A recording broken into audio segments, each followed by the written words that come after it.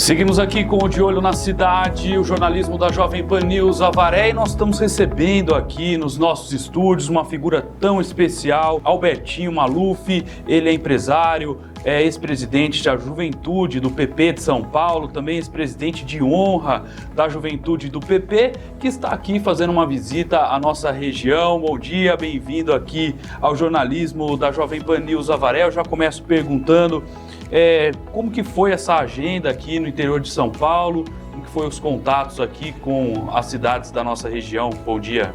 Bom dia, primeiro eu quero dizer, é uma alegria estar aqui em Avaré, não é minha primeira vez, eu estive aqui por mais de 15, 20 vezes, acompanho a cidade, venho visitar a cidade desde a época que meu tio Paulo Maluf visitava, vinha com nosso sempre querido, saudosa memória, deputado Curiati, por quem a gente tem carinho, verdadeira amizade, e amizade, acima de tudo, regada pela lealdade do deputado Curiati e toda a sua família. Também quero dizer que a agenda aqui está sendo extensa, que me dá muita alegria. Encontrei aqui nosso grande amigo, amigo da nossa família, por quem o tio Paulo tem maior carinho, Cláudio Mansur Salomão, pessoa extraordinária que tem serviços prestados não só para Avaré, mas por todo o estado de São Paulo. Estou à disposição para essa entrevista, por esse bate-papo, com muita alegria, viu? Você cresceu ali acompanhando de perto o Paulo Maluf. Quais as características dele que você traz com você, ou que mais admirou nesses momentos que esteve com ele? Olha, eu costumo dizer que ele, para mim, é o Pelé da política. Eu dizer que eu vou ser ele é mentira, porque Deus escolhe alguns e a forma é única. Mas o que eu aprendi é a vontade de trabalhar, a vontade de acertar, o dinamismo, essa vontade de se acordar cedo, querer realizar. Eu acho que às vezes falta na vida pública gente com esse empenho, com essa vontade, com essa garra. Às vezes eu vejo que São Paulo, Avaré, falta gente representando com vontade de acertar, vontade de fazer. Isso que eu acredito, que eu aprendi. Você falou que realmente eu acompanhei ele desde os meus, vou dizer, 5 de perto, mas aos 9 anos eu saía para fazer campanha pelo estado. Aqui em Avaré mesmo eu tive diversas vezes, não só em campanha, a gente tem amigos que tem casa ali na represa Jurumirim, que aliás, aproveito dizer que foi o deputado Curiati que transformou Avaré em instância turística. Veja só, como Avaré foi sempre muito bem representada pelo deputado Curiati. Então assim, eu quero dizer que eu aprendi muito, mas acima de tudo que eu aprendi é essa vontade de trabalhar, a vontade de acertar e esse dinamismo. Você sabe que quando eu decidi entrar para a vida pública, o tio Paulo me chamou de canto e falou: Albertinho, você tem todo o meu apoio, mas você tem que ser o melhor, o número 1 em tudo. Acordar cedo, dormir tarde, trabalhar muito e falar a verdade. Que legal. Agora, com essa convivência aí, a gente quer saber histórias de bastidores ali. Qual que um fato marcante, assim, que você guarda na sua memória dentro da vida pública do Paulo Maluf, que te marcou bastante, e você foi essa testemunha ocular? Olha, tem vários. Vou contar 2, 3, porque para não me estender. Tem uma que eu fui na inauguração do primeiro Singapura ali em São Paulo, na Zakinark. Eu tinha 95, tinha 7, 8 anos, uma senhora muito emocionada, mas muito emocionada. Chegou para ele: hoje, olha, seu Maluf, hoje é o dia mais feliz da minha vida. E eu, na inocência de uma criança, pensava: meu Deus, ela está feliz e está chorando, mas aquela emoção era de alegria. Sim. E ela falava assim: seu Maluf, você transformou a minha indignidade de viver num barraco indignidade de ser uma cidadã que pode dar o endereço na hora de comprar um eletrodoméstico, porque ela não podia comprar para entregar na casa dela, porque ela não tinha endereço. Então aquele apartamento era a cidadania, era a dignidade. Aquilo me marcou de uma tal forma, porque você vê, a ação de uma pessoa, de um governante, mudar a vida de um ser humano, um semelhante. Aquilo me marcou muito. Outra coisa que me marcou foi quando ele foi entregar o Leve Leite, que era um projeto que ele tinha em São Paulo, que aliás eu acho que deve vir para o interior, que é aquele que você estimula a criança a ir para a escola, em troca da presença, ela vai, presença escolar, ganha 3 quilos de leite em pó. ele foi entregar o leve leite e uma das crianças estava num êxtase, uma felicidade, sabe por quê? Que com aquela lata de leite ia fazer o bolo do irmãozinho que ia fazer aniversário. Então, são essas coisas, veja só, é uma coisa que às vezes pode parecer pequena, mas às vezes faz a vida e a história de uma pessoa. E isso que conta na vida pública. A vida pública é isso. Quem quiser entrar na vida pública é para servir, não para se servir. Isso tem que ter em mente. Eu nunca vivi de política, nunca fui candidato, sou do ramo privado, sou empresário, trabalho desde os meus 12, 13 anos de idade nas empresas da minha família. Não quero entrar na vida pública para me servir, e sim para servir a população. E é isso que todos têm que ter em mente. Logo mais, eu não estou fazendo propaganda, tem eleições. Você tem que votar em quem vai trabalhar por você, não para quem vai trabalhar para si próprio. Agora, nós já falamos aqui sobre um pouco da vida pública, né, do Paulo Maluf, que você acompanhou, mas você também acompanhou um pouco da vida privada dele, né? Também eu queria saber características que ele tinha ali que pouca gente conhecia, porque muitas vezes a gente fantasia muito o político e às vezes é um cidadão simples também, é cidadão como a gente. O que você poderia nos contar ali da vida privada? Vou contar, se bem que a vida privada dele se confunde com a pública, que a gente fala, o meu tio Paulo, o nosso, dos netos, que são dos netos, dos filhos, acaba sendo de todo mundo, porque é difícil separar o homem público do privado. Mas ele é uma pessoa, sempre foi, de hábitos simples, uma pessoa que gosta de acordar cedo, gosta de tomar café, gosta do pastel, gosta do caldo de cana, uma pessoa que ama de paixão o trabalho, sempre trabalhou, uma pessoa que chegava no domingo, não via a hora de chegar segunda para ir trabalhar, uma pessoa exigente. Isso eu preciso falar por experiência própria. Chegava determinada época, ia na casa dele, ele queria saber o boletim, sempre. Ele falava, vocês têm obrigação, e olha que eu sou sobrinho, imagina para os filhos. Sim. Ele chegava, vocês têm obrigação de ter nota boa, de trabalhar e de pensar no futuro.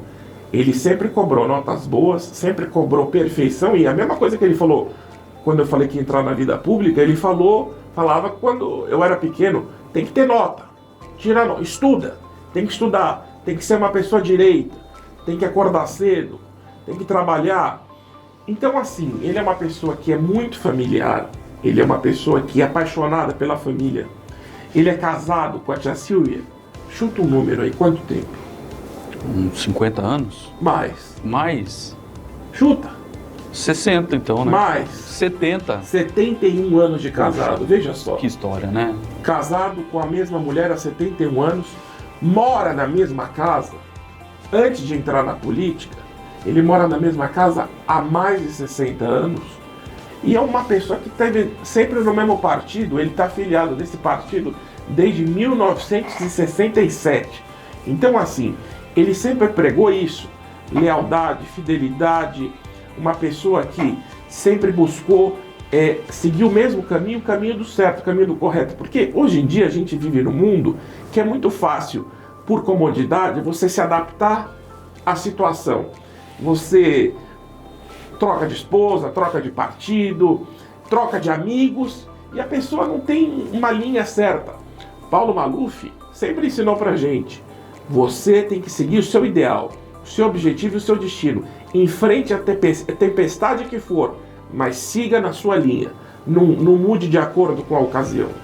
Agora, quando a gente fala de um grande líder, né, que deixa toda essa bagagem de exemplos aqui pra gente, eu queria que você pudesse deixar pra gente uma mensagem para os nossos jovens, Albertinho, né, que precisam ter essa referência de liderança. Quais são as características que esse jovem precisa para se tornar no futuro um grande líder que é tão importante aqui para o futuro do nosso país? Olha, você tocou num ponto que é importantíssimo. Nosso futuro são jovens. A pessoa que não apostar na juventude, na qualificação profissional que hoje a gente vê, muita gente está terminando a escola ou terminando a faculdade e às vezes não tem qualificação, às vezes tem emprego e não tem qualificação. O que a gente precisa é que os jovens de hoje tenham oportunidade de qualificação profissional, crédito para empreender. Muita gente quer empreender, as pessoas não querem facilidade, as pessoas querem empreender. Todo mundo quer ser rico, todo mundo quer ser dono do seu próprio negócio, todo mundo quer prosperar. O jovem de hoje precisa, sabe, acima de tudo, de gente que acredite nele, de representantes que acreditem nele. Por isso que eu falo, um dos meus grandes projetos de vida, na vida pública, é investimento em qualificação profissional, porque o jovem de hoje precisa de oportunidades. A gente está numa era do mundo digital, da inteligência artificial. O mundo de hoje, e daqui para frente vai ser assim, do carro elétrico, enfim, o mundo de hoje mudou. Então, o que eu digo para o jovem de hoje é: acredite no trabalho, acredite em você estudar, você vai alcançar, e acima de tudo, acredite no Brasil. Nosso país é um país maravilhoso, nosso estado é um estado maravilhoso. Nada é fácil, nada é fácil. E todo mundo que um dia alcançou um objetivo, levou um tombo, mas não se deixa bater por o tombo, porque um tombo faz parte. Quando você chegar lá no final, você vai ver que todos os tombos que a gente leva na vida são pedagógicos, porque ensinam muito. Às vezes a gente com um tombo aprende mais do que com uma vitória. Agora, você por muitos anos liderou jovens dentro lá do PP, né? O que essa experiência te ensinou para a sua trajetória? Me ensinou muito, porque assim, quando eu virei presidente da Juventude do Progressistas, o tio Paulo era presidente estadual do partido. Então, ele era o presidente estadual e eu era o presidente estadual dos jovens. Então a gente fazia em conjunto. Fizemos palestras, trouxemos cursos, trouxemos a filha do Juscelino Kubitschek para dar uma... Maristela Kubitschek, para dar uma aula magna. Trouxemos grandes headhunters para apresentar projetos de qualificação profissional. Isso lá atrás, isso eu estou falando de 16, 18 anos atrás. Hoje eu já não tenho 39 anos, ainda estou na divisa entre jovem e não jovem, mas olha, a gente fazia diversos movimentos, movimento estudantil, movimento a batalha cultural, numa época que todo jovem queria ser de esquerda, a gente era de direita, a gente enfrentava, era o pessoal que estava nascendo do PSOL, que vinha em cima da gente, que queria doutrinar o povo, e a gente querendo ensinar as pessoas. Não, a gente precisa de qualificação profissional, a gente precisa de jovens empreendedores, a gente precisa de jovens na política, jovens engenheiros, jovens médicos. Então assim, eu tive contato com tudo isso, mas o que me deu uma grande experiência foi de o governador Paulo Maluf ter me dado a oportunidade de liderar e coordenar as campanhas dele de 2000, 2002, 2004, 2006, 2008, 2010, 2014, toda a área jovem, eu que coordenava, a área digital e a área jovem. E esse foi um contato que para mim foi inesquecível. Todas essas vezes que eu vim aqui para Avaré, é porque eu estava coordenando essa área e a gente tinha encontro, tinha diversos encontros, diversos bate-papos. Era uma época que a internet não estava mais presente, os podcasts não eram mais presentes. Eu lamento, mas lamento muito, que o tio Paulo não tenha tido a oportunidade de viver essa era digital que a gente está vivendo, que eu tenho certeza absoluta. Com a informação que a gente tem hoje em tempo real, as pessoas iam ter acesso às informações de tudo que ele fez. Ele não perderia nenhuma eleição. E seria também um fenômeno, né? Porque ele era muito bom de entrevista, de mídia e tudo mais, né? Muito bom de entrevista, nunca fugiu um debate, nunca fugiu uma pergunta. E o que eu te fiz antes de a gente entrar aqui? Qual que foi o que eu te falei? Eu falei, pergunte o que você quiser. Bom ou ruim, a gente tem que esclarecer e responder, porque é uma oportunidade que a gente tem de esclarecer qualquer dúvida. Eu não tenho problema nenhum. Estou aberto a qualquer questão, qualquer pergunta, e faz parte da democracia. E eu acredito que quem está na vida pública tem que se sujeitar ao escrutínio do povo e da mídia. Agora, eu queria saber como que você consegue equilibrar tudo isso, né? Vida profissional, vida pessoal e a vida pública, né? Olha, questão de 3, 4 meses eu estou nessa pré-campanha. Eu confesso, a minha vida pessoal eu deixei um pouco de lado, porque assim, o meu irmão é meu sócio, eu deixei para ele e falei, olha, eu estou me dedicando a um projeto agora político, eu não posso, em absoluto, abrir mão desse projeto. Aí entreguei para ele, eu de longe acompanho as coisas, uma vez por semana, geralmente no domingo, eu despacho com ele o que eu tenho que despachar, mas eu estou 100% dedicado nessa questão da vida pública. Tenho acordado muitas vezes a minha equipe aqui, às vezes fala, nosso ritmo é acelerado, às vezes a gente acorda 3 horas da manhã, 3:30 da manhã para sair de casa às 4, chega às vezes 1, 2 horas da manhã, às vezes dá tempo de dormir 2, 3 horas, mas é isso que eu falo, foi o que eu aprendi com o tio Paulo, esse dinamismo e essa vontade de trabalhar e vontade de fazer as coisas andarem e acontecer.